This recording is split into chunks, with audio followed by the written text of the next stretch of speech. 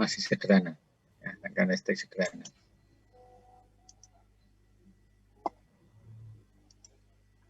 Perlu kita ketahui kemarin bahwa yang dimaksud dengan rangkaian listrik yang dibahas pada bab ini adalah rangkaian terdiri dari jaringan, ada penghantar, ada resistor, kemudian ada sumber energi listriknya, dan ini adalah baterai yang mewakili sumber arus listrik searah. Itu yang rangkaian listriknya. Kemudian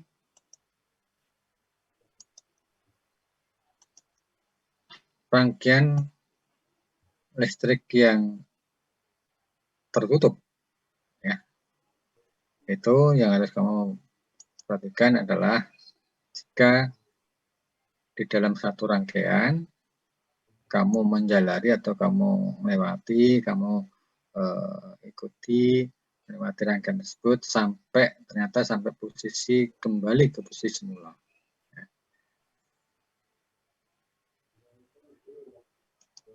Itu adalah rangkaian tertutup. Kalau rangkaian terbuka, pengertian rangkaian terbuka di situ adalah tidak selalu rangkaiannya terputus, enggak, tetapi kalau kita berangkat dari satu posisi di rangkaian listrik, kemudian kita ikuti perjalanan atau menjalar di rangkaian tersebut, ternyata tidak kembali ke posisi awalnya. Jadi posisi awal dan posisi kedua itu tidak jadi satu. Ya, jadi kalian harus paham bahwa rangkaian listrik yang dimaksud hingga bab yang ketiga ini adalah terdiri dari hambatan atau resistor, ada baterai, kemudian ada penghantarnya, dalamnya adalah bisa kabel atau penghantar yang lain. Ya. Kemudian membedakan rangkaian tertutup atau loop dan rangkaian terbuka. Nah, ini yang saya maksud tadi, ya. Rangkaian listrik arus searah terdiri dari resistor, kemudian ada baterai yang disimbolkan dengan epsilon. Epsilon di sini adalah menyatakan EMF, ya, electromotive force, alat listrik yang menghasilkan energi atau arus listrik searah. Ya. Jadi kalau ada rangkaian, nah di sini antara S1 dan S2 disambung dengan sebuah garis lurus ini yang saya maksud adalah penghantar atau kabel. Jadi ini yang kita sebut sebagai rangkaian listrik. Ya. Kemudian yang kedua, ada nanti akan mengenal rangkaian tertutup dan terbuka. Ya. Rangkaian tertutup, jika misalkan dari satu titik kemudian kita menjalari, kemudian kembali ke posisi semula, berarti ini yang maksud dengan rangkaian tertutup. Tapi kalau dari ujung kiri kita bergerak ke kanan sampai di sini, sebenarnya ini yang maksud dengan rangkaian terbuka. Walaupun realnya di dalam rangkaian ini adalah rangkaian tertutup. Jadi penyebutan saja, jangan punya pemikiran bahwa rangkaian terbuka itu kalau misalkan terputus, gitu ya. Terputus atau ada saklarnya, saklar yang tidak disambungkan, itu adalah rangkaian terbuka. Bukan itu, tetapi hanya penyebutan saja bahwa kalau kita menyebut sebuah rangkaian yang terdiri dari R atau ada epsilon, dari posisi pertama dan posisi kedua tidak kembali ke posisi awalnya. Jadi rangkaian itu yang dimaksud dengan rangkaian terbuka.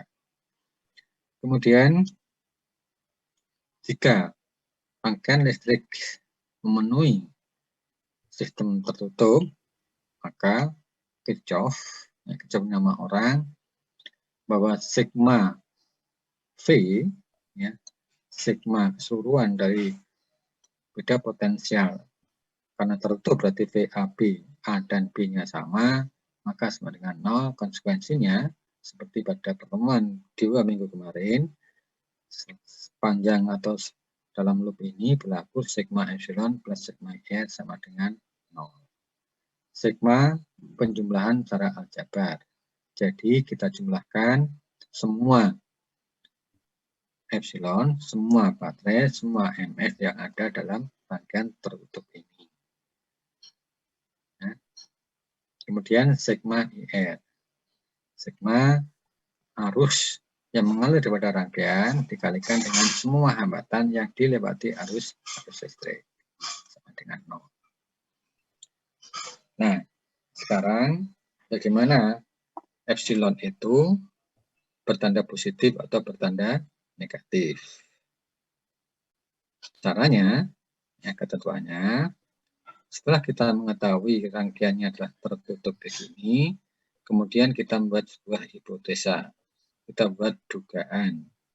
Dugaan bahwa kalau misalkan kita buat arah rangkaiannya yang umum, ada yang suka perjalanannya adalah searah putaran jarum jam. Jadi dari posisi pertama ke posisi kedua melewati rangkaian listrik ini dengan cara searah putaran jarum jam.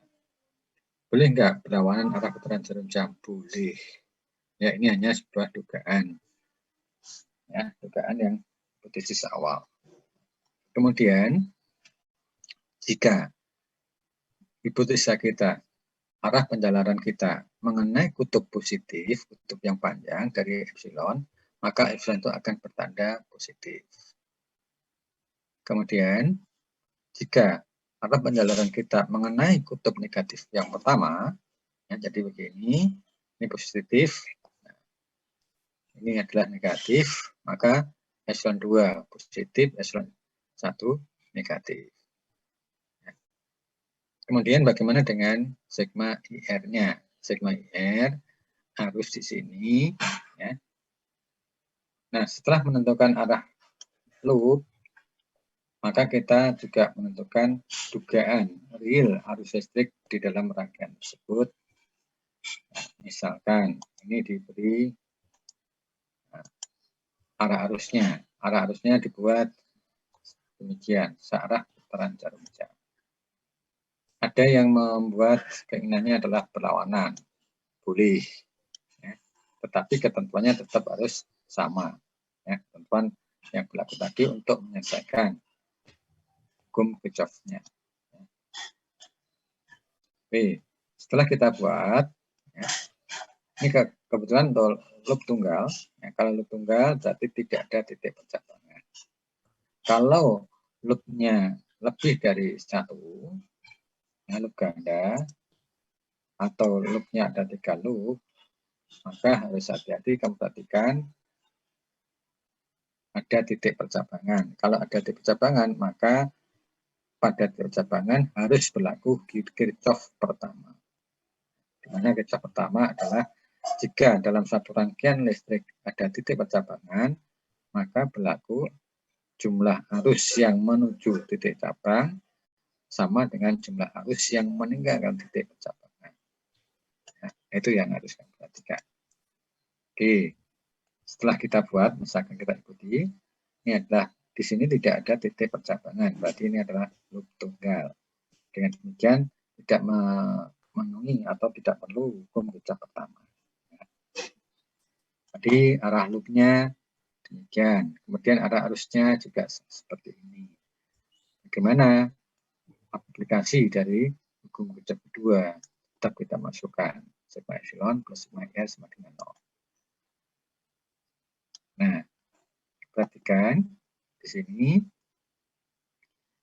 arah loop mengenai kutub positif E2. Maka epsilon 2-nya positif. Kemudian plus minus, harusnya kan ini kan sigma epsilon itu adalah epsilon 1 plus epsilon 2 plus epsilon 3 dan seterusnya. Nah, epsilon 1, epsilon 2, epsilon 3 punya tanda plus atau minus. Plus minusnya bergantung pada bagaimana arah loop itu mengenai kutub yang pertama positif atau negatif. Jika arah loop mengenai kutub pertama pernah positif, maka seperti epsilon 2 ini bertanda positif. Plus dalam kurung minus epsilon 1. kemudian sigma IR. Ya. Di dalam loop ini harusnya hanya satu, yaitu I, kebetulan searah dengan arah loop yang kita buat. Maka I-nya bertanda positif.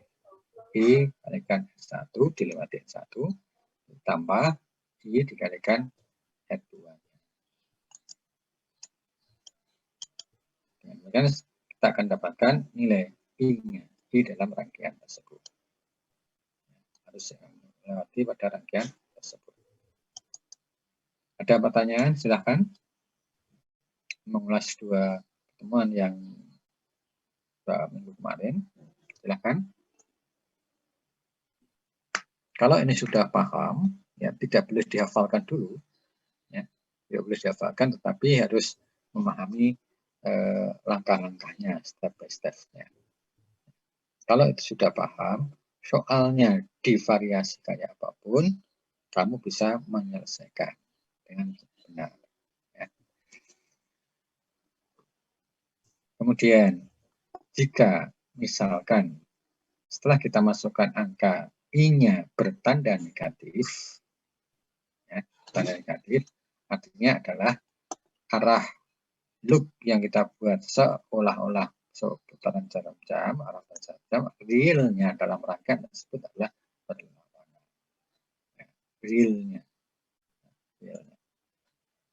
Nah, misalkan ada kalian I-nya searah putaran jarum jam, hasilnya positif. Ada temanmu misalkan membuat arusnya adalah berlawanan dengan arah putaran jarum jam, hasilnya negatif, tapi angkanya akan tetap sama. Dua-duanya dibenarkan. Ya, dua-duanya benar. Nanti jangan kaget bahwa yang plus minus arus itu hanya menunjukkan dugaan arus listrik awal dengan real sama atau tidak sama. Jika positif, berarti antara dugaan arah arus kita sama dengan real arah arus listriknya dalam rangkaian tersebut. Tapi kalau negatif, kebalikannya. Misalnya kita lihat, ya. Kalau ada pertanyaan, kita lihat contoh soal. Ya, dua baterai ideal. Ideal artinya di sini adalah hambatan dalamnya 0. Dirangkai dengan dua buah hambatan yang sudah diketahui. Berapa kuat arus yang mengalir pada rangkaian? Beda potensial antara P dan I.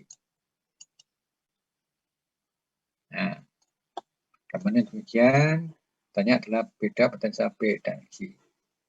Berarti beda besar antara titik P dengan titik I. Ya.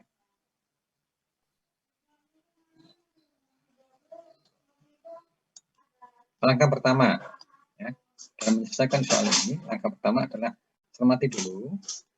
Dalam rangkaian adalah rangkaian loop tunggal. Loop tunggal ciri khasnya apa? Tidak ada titik percabangan. Ya. Itu berarti kita tidak memikirkan menggunakan aplikasi Kirchhoff pertama.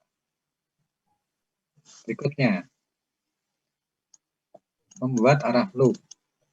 Nah, arah loopnya keinginannya adalah searah putaran jam. Artinya apa? Kalau misalkan kita berangkat dari TP menuju titik B, mengalirlah melewati rangkaian listrik kanan, putar kembali ke titik Q, arah loopnya. Boleh nggak kalau misalkan dari Q ke P tidak searah putaran jarum jam, tapi berlawanan? Demikian. Boleh. Ya.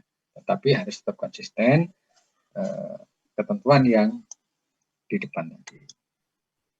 Berikutnya, membuat arah arusnya. Ya. Kebetulan kita buat misalkan searah putaran jarum jam. Oke. Untuk menentukan arah arus, nah, sigma epsilon plus sigma IR sama dengan 0. Ya. Kita lihat. Nah, perhatikan. Arah loop mengenai kutub negatif epsilon 2, mengenai kutub positif epsilon 1. Sehingga di sini adalah E1 min epsilon 2. Kemudian arah loop arusnya kebetulan kita buat searah arah loop. Dengan demikian I dikalikan S1 plus I dikalikan S2 sama dengan 0. Nah, kalau dimasukkan, maka akan ketemu I-nya sama dengan minus 20 ampere. Ya, apa artinya di sini? Tanda minus artinya adalah real dalam rangkaian ini, kalau kita eksperimen, arah arusnya bukan searah putaran jarum jam, tetapi berlawanan arah putaran jarum jam. Jadi I-nya demikian. Ya. Nah, arah putaran jarum jam. Misalnya sama 20 ampere. Misalkan ada temanmu, loopnya searah putaran jarum jam, ada yang memilih I-nya berlawanan dengan arah putaran jarum jam. Hasilnya nanti akan nilainya sama, tandanya positif. Kalau positif artinya dugaan kita sudah benar searah dengan real arah arus pada rangkaian tersebut. Ini.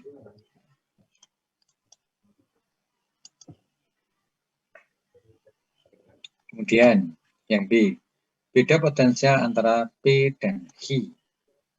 Nah, antara titik P dan H, P ke H, kita P lewat bawah, R2, epsilon 1, lewat atas, epsilon 2, R1, ya. VPH ini adalah beda potensial antara dua titik pada rangkaian listrik. Nah,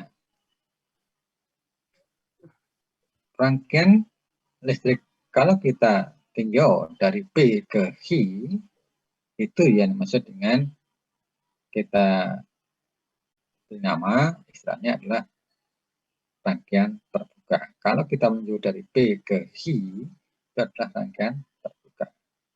Karena ada dua titik, tidak satu posisi yang sama, maka ada beda potensial. Ya, ada perbedaan nilai potensial listriknya. Cara menghitungnya bagaimana? Cara menghitungnya serupa menggunakan hukum Kirchhoff kedua. Cuma kalau pada soal A, yaitu rangkaian tertutup, maka kalau melihat P ke H, ya, baik lewat bawah maupun lewat atas, itu yang dimaksud dengan rangkaian terbuka. Dengan demikian, beda potensialnya. Nah, ya. Untuk mencari beda potensial titik P dan Q dapat dilakukan melalui dua cara. PH melewati R1, dari P ke Q demikian. Yang kedua, PH melewati R2, P lewat bawah. Lewat atas, jalan pertama. Dan jalan yang kedua,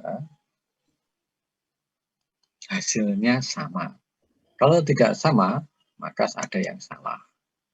Terus apakah dua-duanya harus dihitung? Tidak. Kamu bisa memilih salah satu saja. Ya.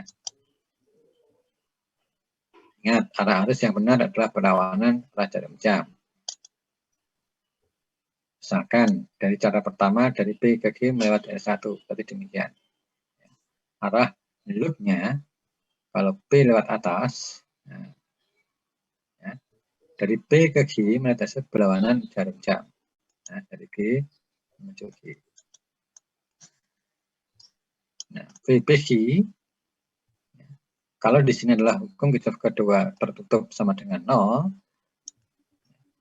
maka untuk PG adalah VPG sama dengan sigma IR plus sigma epsilon. Sama. Ya, ya ketentuannya juga sama.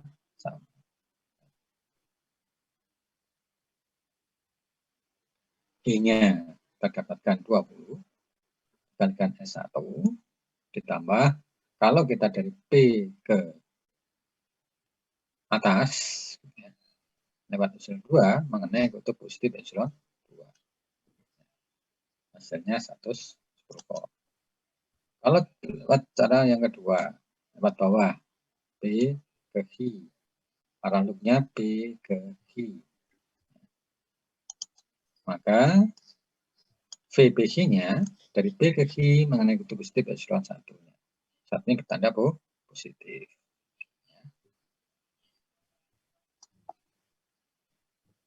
sama, hasilnya adalah 110 volt.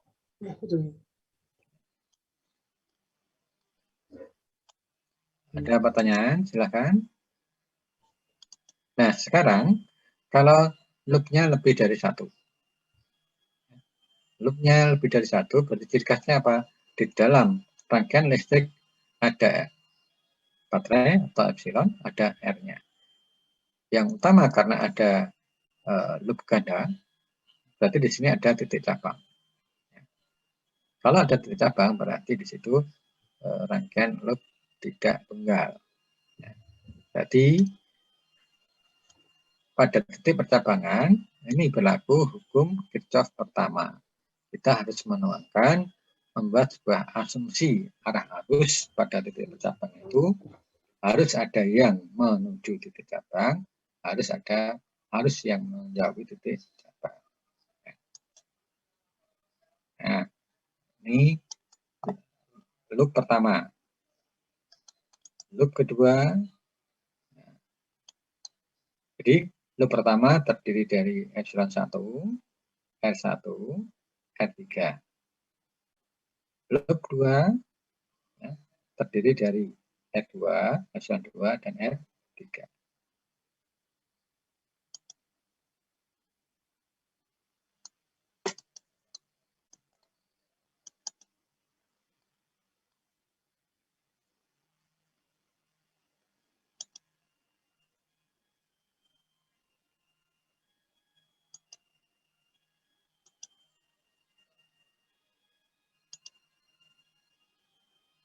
Oke, ya. Coba diperhatikan. Ya, perhatikan. Kalau kita lihat titik percabangan yang di atas, ya, dengan asumsi, misalkan arah arus I1 searah dengan loop pertama, berarti arah arusnya demikian, terlancar-lancar. Demikian pula arah arus yang melewati pada loop kedua juga dibuat searah putaran jarum jam I2-nya.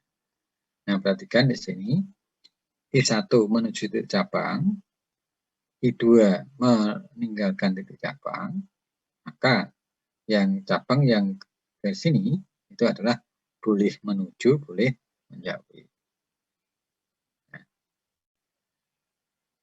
kalau kita lihat ya, arus yang melewati R3 itu adalah I1 min I2.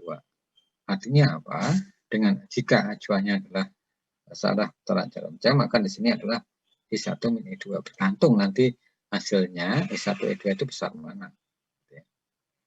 Kalau besar I2, maka arus yang I1 min I2 atau I2 min 1 itu adalah arus realnya. Dengan demikian, loop pertama berlaku Kirchhoff kedua, sigma epsilon plus sigma IR sama dengan 0. Perhatikan di sini, nah minus epsilon 1. Tidak ada lagi epsilon. Ya. I1 pada R1, arus yang melewati adalah R1, searah arah loop, berarti I1-nya positif, nah ke R1, plus arus yang melewati R3 itu adalah I1 min I2. Jadi di sini R3 ini misalkan arus di sini adalah I3. I3 adalah I1 min I2. Boleh nggak Pak kalau misalkan dalam contoh ini arus yang melewati R3 adalah I2 min I1? Boleh. I2 min I1 boleh. Nah, kemudian loop yang kedua. Dengan cara serupa, ya, mengenai kutub baterai yang kedua, epsilon 2. Jadi epsilon 2-nya bertanda positif. Kemudian I2 melewati R2. I2 R2 plus. Nah, pada R3 ini, pada saat muter demikian, maka arus I2-nya seolah dikurangi I1. Karena I1 berlawanan dengan I2. Kalikan R3 sama dengan 0. Ya. Secara matematis, kita punya dua persamaan dengan dua variabel yang belum diketahui. Persamaan pertama, I1 dan I2. Demikian pula persamaan yang kedua, I1 dan I2 juga belum diketahui. Solusinya, maka kalau kita masukkan ada dua persamaan dengan dua variabel yang bisa diketahui, bisa diselesaikan secara matematis, ya. Yaitu menggunakan substitusi atau eliminasi boleh. Saya kira itu adalah pelajaran di matematiknya.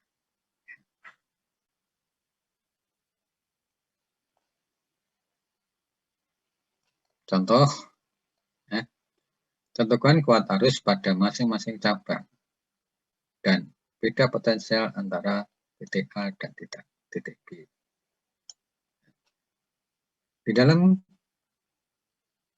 rangkaian contoh soal ini ada titik cabang, berarti di sini ada dua loop, ya, loop sebelah kiri, loop sebelah kanan. Silahkan untuk menamai loop sebelah kiri satu, loop pertama, loop kedua boleh atau sebaliknya, tapi harus konsisten.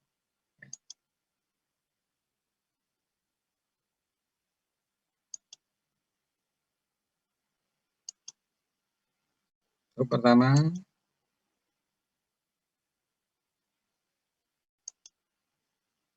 nah berarti di sini di satu loop pertama berarti arah arusnya juga dibuat ya, ke arah putaran jarum jam. Nah, loop pertama kita mengenai epsilon 2 positif, mengenai epsilon 1 negatif. Berarti epsilon 2 min epsilon 1 atau min epsilon 1 plus epsilon 2. Kemudian I1 sama harus dengan yang lewati R3. Berarti di sini I1 R1 plus R3. Kemudian dikalikan dengan yang lewati pada R2, yaitu I1 min I2 kalikan R2 sama dengan 0. Loop kedua, ya, loop kedua demikian, maka berlaku. Jadi dalam soal ini asumsinya arah arusnya searah loopnya, ya. Min epsilon 2 plus epsilon 3 I2 kalikan R4 dan R5 plus I2 min I1 pada saat melewati R2. Kita punya dua persamaan dengan dua variabel yang belum diketahui, I1 I2.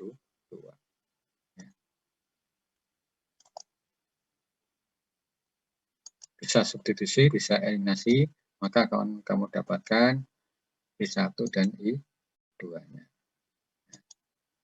Kira ini tidak perlu saya jelaskan, kalian harus bisa sendiri kemampuan matematisnya.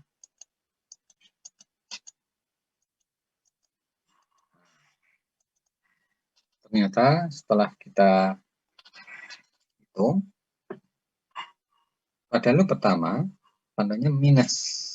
Nah, minus ini menunjukkan bahwa realnya berlawanan dengan hipotesa kita yang tadi kita buat searah putaran jarum jam. Realnya berlawanan dengan arah putaran jarum jam.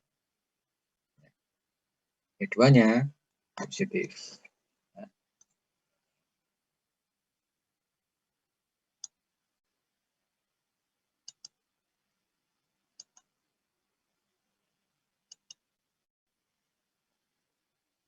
Dengan demikian, kalau kita cek pada R3, pada R2 yang tengah,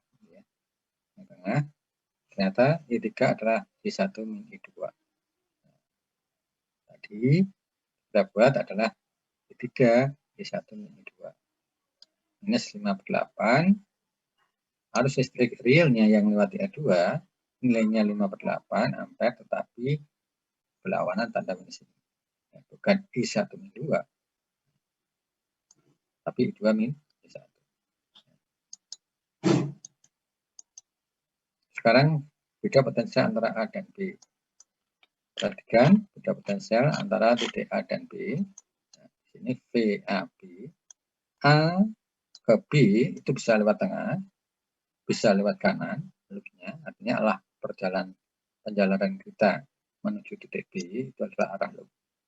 Boleh A menuju B ke kanan, lewat tengah, atau lewat kiri. Nah, tinggal milih mana yang lebih sederhana, lebih singkat. Hasilnya sama, kita hitung dari A lewat kanan, lewat tengah, atau lewat kiri. Hasilnya harus sama, kalau tidak sama berarti ada kesalahan itu. Ya. Dan ketidakkonsistenan penggunaan arah arus maupun tanda epsilon dalam rangkaian tersebut.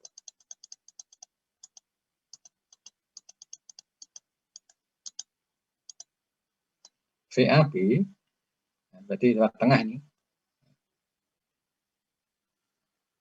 Tiga tadi kan tengah. VAB P3 kalikan hambatan yang dilewati, kemudian mengenai kutub positif epsilon 2. Hasilnya sekian. Atau nah ini tadi kalau lewat sebelah kanan. Nah, hasilnya sama. Ya. Harus sama. Ada pertanyaan silakan. Ada. Sudah ngantuk semua.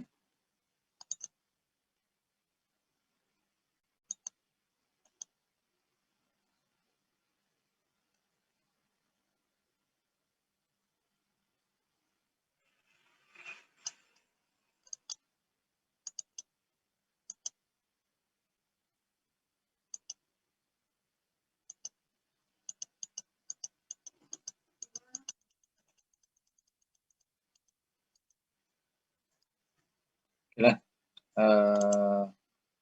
saya kira kalau ada pertanyaan, silakan nanti aplikasikan di buku latihannya, terus dampingi Bu Dekat, ya. Mungkin nyoba latihan beberapa soal terkait dengan rangkaian loop semacam ini. Ya.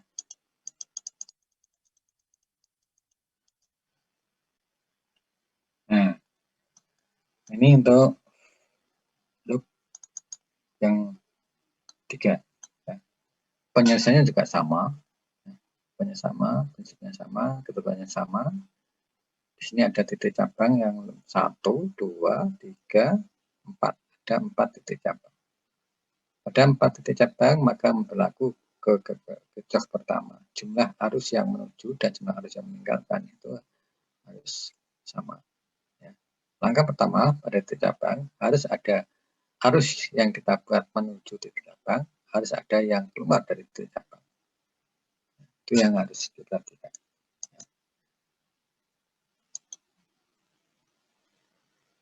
Oke, lalu pertama kalau kita buat arusnya searah dengan arah loop ini. Ya. Ini adalah I1. Oke, kalau kita dapatkan ternyata kita punya 3 persamaan dengan 3 variabel yang tidak sama. Maka secara matematis penyelesaiannya adalah kita buat dulu ke 2 variabel yang sama. Dengan cara eliminasi atau substitusi. Di mana yang menghubungkan itu adalah ketentuan yang berlaku pada titik percabangan.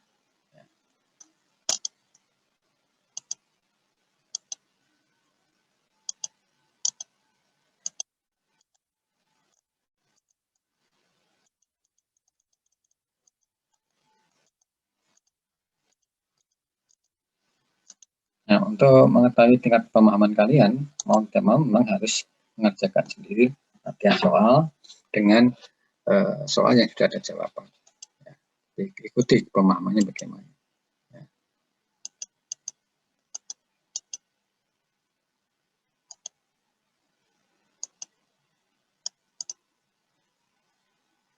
Oke, ada pertanyaan silakan. Nggak ada?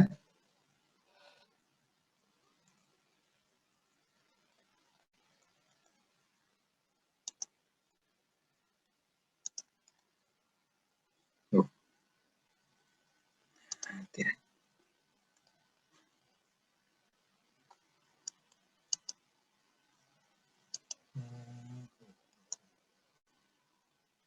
putus.